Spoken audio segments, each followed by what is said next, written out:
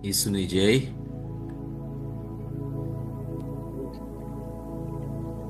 વાલો, આજે સુંદર સવાર આપણે બધા ભેગા મળ્યા છીએ. ઈશ્વરનો પુષ્કળ આભાર માનીએ. આપણને નવું જીવન આપ્યું છે અને આ જીવન દ્વારા પ્રભુ આપણને કંઈક એમના માટે કરવાનું કહેશે, એમના લોકોને માટે કંઈક કરવાનું કહેશે. અને આ સંદેશ આજે આપણે સાંભળવાના છીએ. આવો આપણે એક વચન લઈએ. સંત માર્કનો ગ્રંથ 4થો અધ્યાય એની 24 અને 25મી કડી. વળી તેમણે તેમને કહ્યું, તમે જે સાંભળો છો તે વિશે સાવધ રહો. તમે બીજાઓનો ન્યાય જે ધારાધોરણ પ્રમાણે કરો છો તે જ ધારાધોરણ પ્રમાણે અને વધુ કડકાઈથી ઈશ્વર તમારો ન્યાય કરશે. જે માણસ પાસે કંઈક છે તેને વધારે આપવામાં આવશે. Praise the lord. આજનું આ સુંદર વચન, અને વચન તો સુંદર છે પણ સાથે સાથે એક કહેવાય ને કે થોડું કડક અવાજે પણ પ્રભુ આપણને વાત કરે છે. અને સૌથી પહેલા જે વાત કરી છે આપણને એ છે સાવધ રહો, સાવધ રહો. અને કઈ બાબતમાં ધ્યાન રાખવાનું છે? આપણે કોઈનો ન્યાય કરવાનો નથી.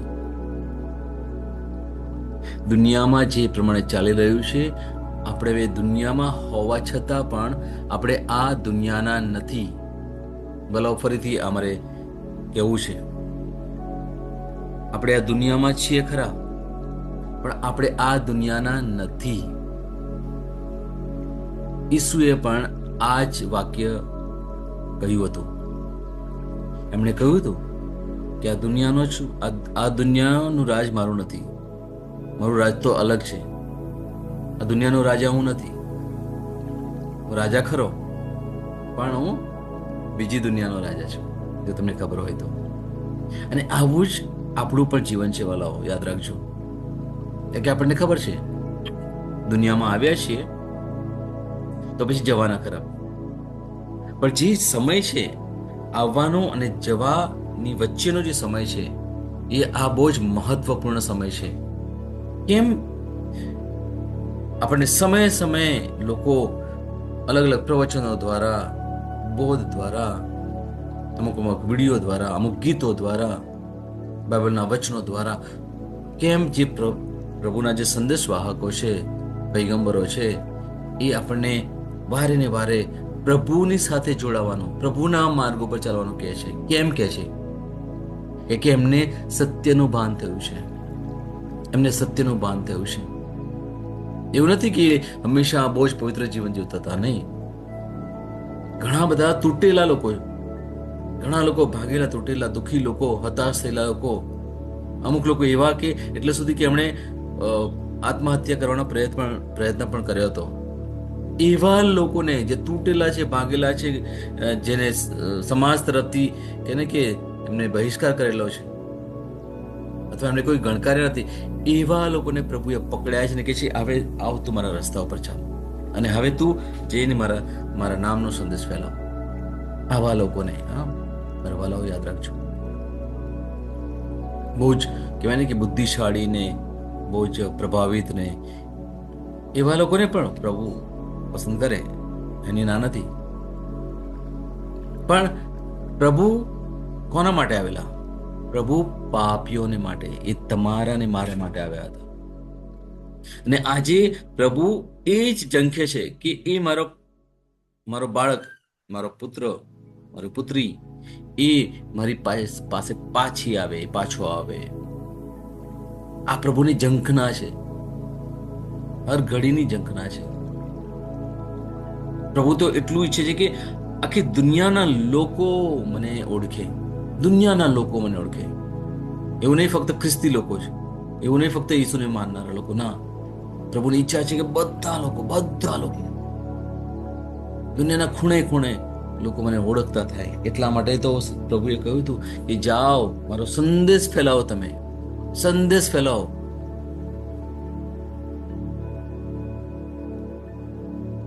આજે પ્રભુ આપણને બહુ જ સુંદર સંદેશ આપે છે વાલાઓ.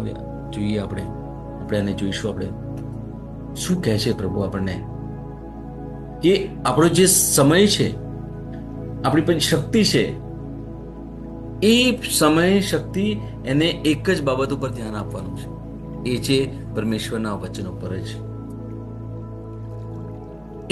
એ વચનનું જ્ઞાન મેળવો, જેટલું જ્ઞાન મેળવશો એટલું ઓછું છે. અને પછી શું કરવાનું કે છે, તમે જ્યારે સત્યની શોધમાં છો, એની શોધ તમે ખંતથી મહેનત કરીને કર્યા કરો છો, ત્યારે શું થાય છે, તમને એક પુરસ્કાર મળે છે. પ્રભુ તમને એક કહે છે કે એક સત્તા આપે છે. આપણે જોઈશું આગળ કઈ સત્તા આપે છે. કારણ કે આપણા આત્માને ઉજાગર કરવાનો, આપણા આત્માને ઉજાગર કરવાનો. અને જે સમયે આપણા આત્માથી આપણે સત્ય મેળવી લીધું છે, ત્યારે પ્રભુ કહે છે કે તમે જાઓ અને બીજાને પણ આ જ સત્યની જાણ કરો, બીજાને બતાવો. મેં તમારા દિલમાં જે પ્રેમ ભર્યો છે, એ પ્રેમ તમે બીજાને પણ આપો. કેટલા બધા એવા લોકો છે જેમને પ્રેમ નથી મળતો, અથવા એમને એવો અનુભવ નથી કે એમને પ્રભુ પ્રેમ કરે. મેં તમને જે શાંતિ આપી છે ને, એ શાંતિ લોકોના જીવનમાં ફેલાવો. તમે લોકોના ઘરોમાં જઈને તમે ફેલાવો. મેં તમને જે આનંદ આપ્યો છે, જે આનંદ દુનિયા નથી આપી શકતી.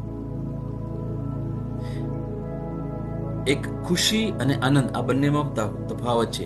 અંગ્રેજીમાં કહેવાય ખુશી એટલે હેપીનેસ અને આનંદ એટલે જોય. આ હેપી અને જોય એ બંને બાબતો અલગ છે. ખુશી, એક સામાન્ય એક્ઝામ્પલ લઈએ. ઉનાળોનો સમય છે, આપણે આઈસ્ક્રીમ ખાઈએ છીએ. આપણે જ્યારે આઈસ્ક્રીમ ખાઈએ છીએ, ધીરે ધીરે ખાઓ કે જલ્દી ખાઓ, તમને શું થાય છે? જ્યારે જ્યારે તમે એને ખાઓ છો ત્યારે તમને ખુશી મળે છે, આનંદ મળે છે. આનંદ નથી મળતો, ખુશી મળે છે તમને. અને પછી પતી ગયું, આઈસ્ક્રીમ ખતમ થઈ ગયું એટલે તમારી ખુશી ખતમ. પછી કદાચ તમને બીજી આઈસ્ક્રીમ ખાવાની ઈચ્છા થાય, કે પછી બીજી જ્યાં સુધી ચાલે ત્યાં સુધી તમને નહીં, એક ખુશી મળે તમને. આ થોડા સમયની ખુશી કહેવાય, ટેમ્પરરી હેપીનેસ. પણ પ્રભુ જે આપણને આપવા માંગે છે એ છે જોય. જોય અનંતકાળ માટે. આનંદ, જે આનંદ આપવા માંગે છે એ અનંતકાળનો આનંદ. પછી તમને કોઈ દુનિયાની વસ્તુની જરૂર ના પડે, પછી પેલી આઈસ્ક્રીમ ખાવાની જરૂર ના પડે. એ દિલમાં તમને જે આનંદ મળે છે, અને એ આનંદ ક્યારે આવે છે ખબર છે? એટલે સુધી કે જ્યારે તમે કોઈ બીમાર પણ હશો, અથવા તમારા જીવનમાં કોઈ નબળાઈ પણ હશે, કોઈ પણ કઠિનાઈ પણ હશે, મુશ્કેલી પણ હશે, હાડમારી પણ હશે, છતાં પણ પેલો આનંદ એ બરકરાર રહેશે. એનો એ જ આનંદ તમે મહેસૂસ કરશો. જો તમે અનુભવ કર્યો હોય ને વાલા, હું તમને કહું છું, સાચું કહું છું, કે કદાચ તમે બીમાર પણ હશો, અથવા કદાચ તમારા ઘરમાં કઈ મુશ્કેલી છે, છતાં પણ અંદરથી કંઈક તો તમને બહુ સરસ લાગે છે. અંદરથી તમને કંઈક એવું લાગે છે કે કશો વાંધો નહીં, કશો વાંધો નહીં, શાંતિ લાગે તમને. આ છે પ્રભુનો પ્રેમ. પ્રભુ આપણને બધાને આ કંઈક આપવા માંગે છે આજે. અને જે સમયે આપણને આનંદ મળે છે ને વાલાઓ, ત્યારે આપણને દુનિયાની કોઈ પણ બાબતમાં, દુનિયાની કોઈ પણ ચીજ વસ્તુ કે દુનિયાના કોઈ પણ લોકોમાં બહુ જ રસ નથી હોતો. પ્રભુ આપણને શીખવે છે. પ્રભુ આપણને રોજ શીખવે છે આપણે શું કરવું, શું ના કરવું. એના માટે આપણે કહેવાય ને કે જે અંતરના કાન છે ખુલ્લા રાખવા પડે પ્રભુના વાણીને સાંભળવા માટે. બાહ્ય કાન નહીં, શારીરિક કાન નહીં, અંતરના કાન.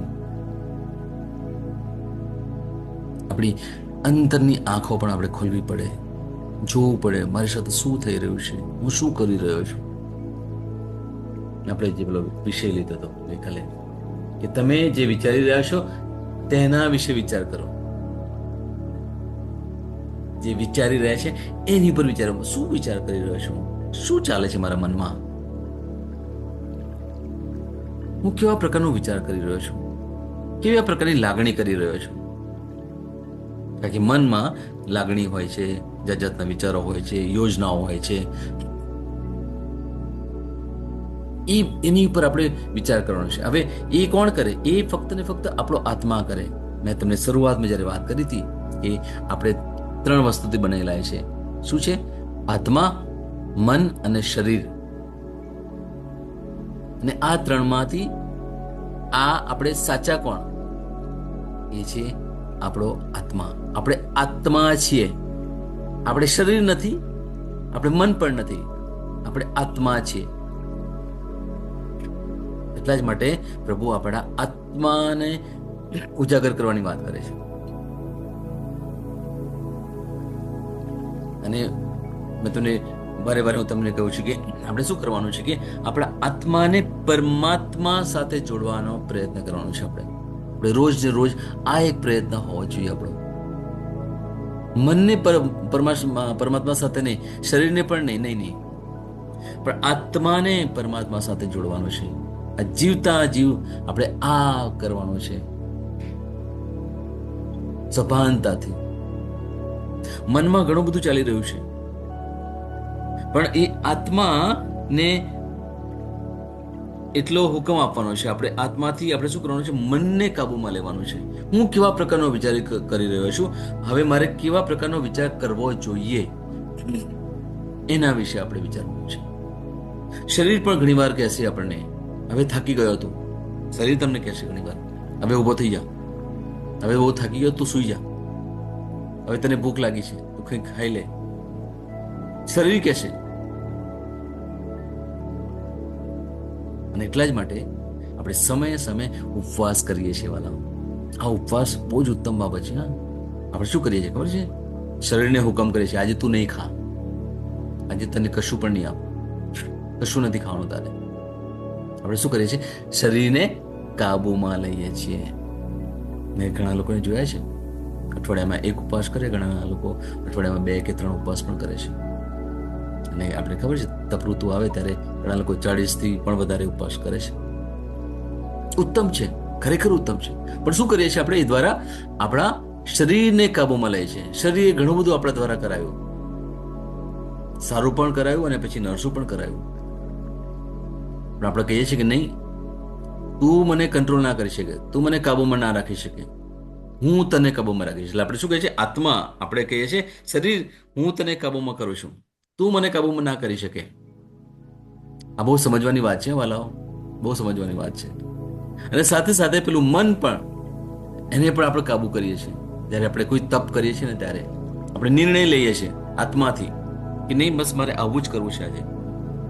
આજે મારે ફોર એક્ઝામ્પલ કે આજે મારે પ્રીત સંસાર આગળ બેસવું છે સવારથી સાંજ સુધી, બસ મારે બીજું કશું નથી કરવું. આજે મારે કુટુંબથી થોડું દૂર થઈ જવું છે, ક્યાંક જવું છે મને, અને બસ મારો સમય મારે જસ્ટ પ્રભુ સાથે ગાળવો છે. અથવા તમે રૂમમાં પણ બેસો ને બસ આજે મને તમે કોઈ મને ડિસ્ટર્બ નહીં કરતા, ઓકે, મને કોઈ તકલીફ નહીં આપતા, હું બસ આ રૂમમાં છું આજે અને મારે ફક્ત પ્રાર્થનામાં સમય ગાળવો છે. શું કરીએ છીએ આપણે? મનને કાબુમાં લેવા માટે પ્રયત્ન કરીએ છીએ. કારણ કે મન તો આપણને ખબર છે બહુ જ ચંચળ છે, પેલા વાંદરાનું જેવું છે. એક ઝાડથી બીજા ઝાડ ઉપર કૂદ્યા કરે, એક ડાળીથી બીજી ડાળી ઉપર કૂદ્યા કરે, બહુ ચંચળ છે. એને આપણે કાબુમાં કરવા માટે પ્રયત્ન કરીએ છીએ. અને આજનું જે આ સુંદર વચન છે, વચન શું કહે છે આપણને? કે જે દુનિયાના ધારાધોરણો છે, દુનિયાની જે રીત છે કે એ પ્રમાણે નહીં ચાલતા. આપણને સાવધ રહેવાની વાત કરે છે. અને એમાં એક વાત, મુખ્ય વાત એ છે કે તમને જે શક્તિ આપેલી છે, તમને કંઈક નવું કરવાની પ્રભુએ જે તક આપેલી છે, અને આપણે અંગ્રેજીમાં કહેવાય ટેલેન્ટ, એ જે તમને આપ્યું છે એનો તમે સાચા અર્થમાં ઉપયોગ કરો. એટલે તમને કંઈક આપવામાં આવ્યું છે તો પછી, અને એનો જો તમે ઉપયોગ કરતા હશો તો પ્રભુ તમને વધારે આપશે. 25મી કડી પણ કંઈક અલગ કહે છે, જે માણસ પાસે કંઈ નથી તેની પાસેથી તેનું જે થોડું છે તે પણ લઈ લેવામાં આવશે. જ્યારે હું આ વાત કરું છું ત્યારે મને પેલો માથીનો 25મો અધ્યાય યાદ આવે છે. તમને કદાચ ખબર હોય, પેલા 3 સેવકોનું ઉદાહરણ છે કે એકને 5,000 સિક્કા આપ્યા હતા, બીજાને 2,000 સિક્કા, અને ત્રીજાને 1,000 સિક્કા આપ્યા હતા. અને પછી પેલો માલિક જતો રહે છે, ને પછી આવે છે, ને પછી ત્યારે આ લોકોએ શું કર્યું? જે સેવકોએ, જેની પાસે 5,000 હતા એને બીજા 5,000 કે ઉમેર્યા અંદર. જેની પાસે 2,000 હતા એને બીજો નફો કર્યો 2,000નો. પણ જેની પાસે 1,000 હતા એને શું કર્યું? અહીંયા આ બાબત એક સમજવાની જરૂર છે. જે ત્રીજો વ્યક્તિ હતો એને શું કર્યું? એણે શું કર્યું? અહીંયા બહુ સરસ વાત કરે છે. જો તમારે જો સાંભળવું હોય તો એ વચન વાંચું. માથીનો 25મો અધ્યાય અને 25મી કડી છે. પેલો સેવક શું કહે છે, જેની પાસે 1,000 કોડીઓ હતી? મને બીક લાગી અને મેં જમીનમાં ખાડો ખોદીને તમારા પૈસા સંધાડી દીધા હતા. લો તમારા પૈસા.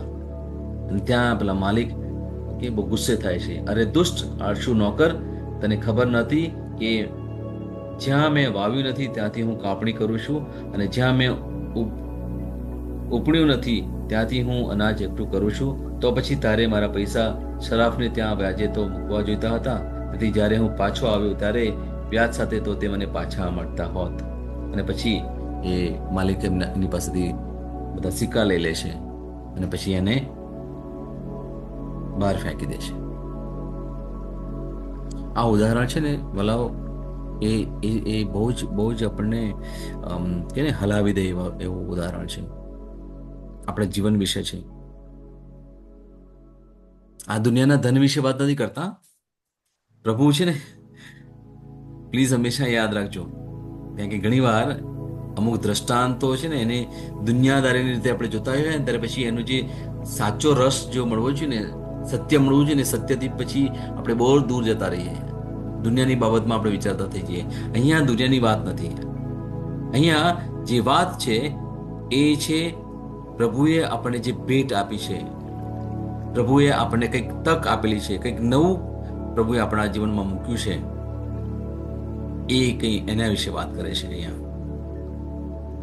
આ ફક્ત પૈસા નથી, સોનું નથી, પણ એ પ્રભુએ આપેલી એક શક્તિ છે. અને શું કહે છે અહીંયા? ત્રીજા વ્યક્તિ વિશે, જે ત્રીજો નોકર છે એના વિશે કદાચ એના જેવા કદાચ આપણે હોઈએ, કદાચ એવું વર્તન કરતા હોઈએ તો આપણે સભાન થવાની જરૂર છે.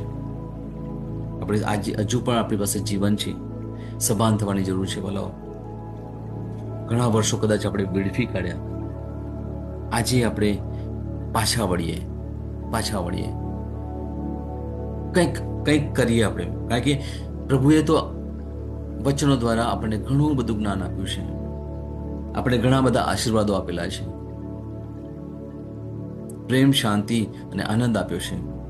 તો ફક્ત આપણા માટે કેમ રાખીએ? એને કેમ નહીં આપણે બીજાને પણ આપી શકીએ? આપણો આનંદ બીજાનો આનંદ કેમ ના બને?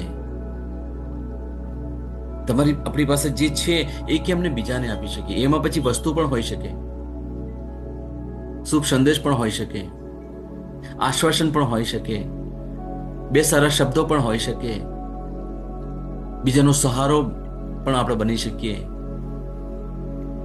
ઘણું બધું કરી શકીએ. વાલો, બધું આપ્યું છે પ્રભુએ, બધું આપ્યું છે પ્રભુએ આપણને. કારણ કે આપણો પ્રભુ શું છે, એ છે ને આપણી જે ક્ષમતા છે ને એ પ્રમાણે ભેટ આપે છે. યાદ રાખજો, તમે શું કરી શકો અને એટલું તમને ભેટ આપશે. તમે નાનું કરી શકો તો તમને નાની ભેટ આપશે, પણ પછી ઈચ્છે છે કે તમે એ ભેટને પછી તમે ડબલ કરો. અને પ્રભુને એ પણ ખબર છે કે તમે વધારે મોટું કરી શકો ને તો પછી એ મોટી ભેટ આપશે. પછી કહે છે ને હવે તમે મોટું કરીને બતાવો મને. એનો અર્થ શું છે ખબર છે? કે મેં તમારા આત્માને સંભાળ્યો છે, હવે તમે પણ બહાર જઈને બીજાના આત્માને પણ સંભાળો. મેં જેમ તમારા આત્માને બચાવ્યો છે એમ તમે પણ બીજાના આત્માને બચાવો. મેં તમને નહીં મેલા છે. I have appointed you to become blessing for the Nations.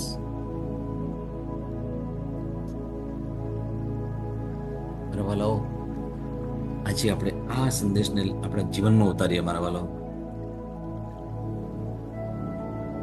અને જો નહીં આપણે એ પ્રમાણે કરીએ તો જે ત્રીજો નોકર છે એનું જે પરિણામ જે આવ્યું એના જેવું ના થાય એનાથી આપણે બહુ સભાન થવાની જરૂર છે વાલાઓ. આ ખરેખર બહુ જ ગંભીર બાબતો તમને કહી રહ્યો છું. આ ફક્ત તમારા માટે નહીં, મારા માટે પણ છે. આળસુ ના રહીએ. આ દુનિયાની બાબતોમાં ના પડી રહીએ. ફક્ત પૈસા ને હું ને અભિમાન ને એનાથી આપણે દૂર થવા માટે પ્રયત્ન કરીએ વાલાઓ. ડરવાની કોઈ જરૂર નથી, કોઈ જરૂર નથી. કારણ કે જ્યારે ડર આવે છે ને ત્યારે એ ડર આપણને નિષ્ફળતા તરફ લઈ જાય છે. ગુસ્સો પણ એક ડરનું જ કારણ છે.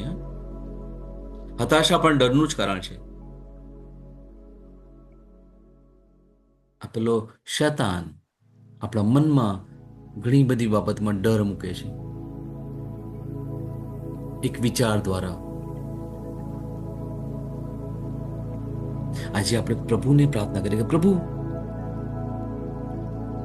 આજે તમે મને જે વાત કરી છે, આજે મને સુંદર સંદેશ આપ્યો છે, કદાચ આટલા વર્ષો સુધી મેં કંઈ કર્યું નથી, આજથી હું નક્કી કરું છું પ્રભુ, તમે જેમ મને સુંદર જીવન આપ્યું છે એવી જ રીતે હું બીજાને પણ બતાવું, બીજાના લોકોમાં પણ હું આ સુંદર જીવન આપવા માટે પ્રયત્ન કરું પ્રભુ. એના માટે તમારી શક્તિ, તમારું બળ, તમારી હિંમત, તમારી પ્રેરણા, તમારું ડાપણ એ મને આપો પ્રભુ. હું તૈયાર છું પ્રભુ, હું તૈયાર છું પ્રભુ. એના માટે કોઈ ટાઇટલની જરૂર નથી. વાલાઓ યાદ રાખજો. ઘણા લોકો કહે છે ને કે આ તો કામ પેલા લોકોનું છે, અમારે એ નામ નથી આપવું, એ જ સંદેશ આપે ને એ જ બોધ આપે ને એ જ બધું કરે. ના ના ના ના વાલાઓ, આપણા બધા લોકોને પ્રભુએ આ જવાબદારી આપી છે. તમે સંસારમાં હોય કે સંસારમાં ના હોય, બધાને આ સંદેશ આપેલો છે પ્રભુના કામ કરવા માટે, પ્રભુનો સંદેશ ફેલાવવા માટે, અલગ અલગ રીતે. હું તમને એ જ કહી રહ્યો છું. એવું નથી કે તમને તમને સ્ટેજ મળે અને પછી એની પર તમે જઈને માઇક લઈને બેસો. ના ના ના, એ પણ જરૂર નથી. એ સમય આવશે ત્યારે પ્રભુ એ પણ કરશે. પણ આજે નાના પાયે તમે શરૂઆત કરો, નાના પાયે તમે શરૂઆત કરો. તમે ઘરમાં હોવ, તમે આડોશી પડોશીમાં હોવ, તમે નોકરી કરતા હોય, ધંધો કરતા હોય, રસ્તામાં પણ જતા હોય, તમે રિક્ષામાં બેઠા હોય ત્યારે રિક્ષાવાળાને પણ તમે બે શબ્દો સારા કહી શકો. સાચું કહું છું. મારા એક મિત્ર છે, એ પોતે છે કે ઈસુમાં બહુ માને છે. એ કે એમણે બાપ્તિસ્મા નથી લીધું, દેવળમાં પણ નથી જતા, પણ એ એટલું માને છે કે જ્યારે ઓટોમાં પણ બેઠા હોય ને ત્યારે એ પેલા રિક્ષાવાળાને પણ પ્રભુનો સંદેશ આપી દે છે. અને એ લોકો એટલા ખુશ થઈ જાય છે કે લોકો તડપે છે. લોકોને કંઈક સાંભળવું છે, કંઈક નવું કરવું, સાંભળવું છે. એમના જીવનમાં પણ એટલી બધી તકલીફો છે. એમને કોઈ બે શબ્દો સારા કહે છે ને એવા સાંભળવા માટે તત્પર છે લોકો. રસ્તામાં તમે કોઈને જોતા હશો ને, તમને પ્રભુ કહેશે જા એની સાથે જઈને વાત કર. મને તો ઘણી વાર એવું થયું છે, ઘણી વાર એવું થયું છે. મારા પત્નીને પણ રસ્તામાં જતા હોય ને, અમે જ્યાં જે બિલ્ડિંગમાં મારી ઓફિસ છે ત્યાં મારા વાઈફ શું કરે, જે પેલા જે ઝાડુ પોછા મારતા હશે ને, અથવા પેલા સિક્યુરિટી જઈને ઉભા રહેશે, એમની સાથે વાત કરશે લાંબે સુધી. હું તો જતો રહું છું ઓફિસમાં. અને એ લોકો એટલો ખુશ થઈ જાય ને, આ બેનની રાહ જોતા હોય, બેન કેમ છો, ગુડ મોર્નિંગ બેન. અને જેને પછી મારા પત્ની એમની સાથે સરસ સમય કાઢે, એમની સાથે કેમ છો ને બધી જાતની વાતો કરે, અને એ લોકો પણ એમની સાથે શેર કરે. આ શું કરે છે? આ ફક્ત પ્રભુનો પ્રેમ આપે છે. ત્યાં કંઈ પ્રભુનો ઈસુ વિશે કંઈ બાઇબલ વિશે જે કહેતા નથી ના, ખાલી પ્રેમ જ આપે છે. આવું કંઈક આપણે કરવાનું છે વાલા, કંઈક આવું આપણે કરીએ. તમને પ્રભુ તક આપશે, પ્રભુ નવી સમજ આપશે. આપણે પ્રાર્થના કરીએ, પ્રભુ માટે શક્તિ માંગીએ. Praise the lord.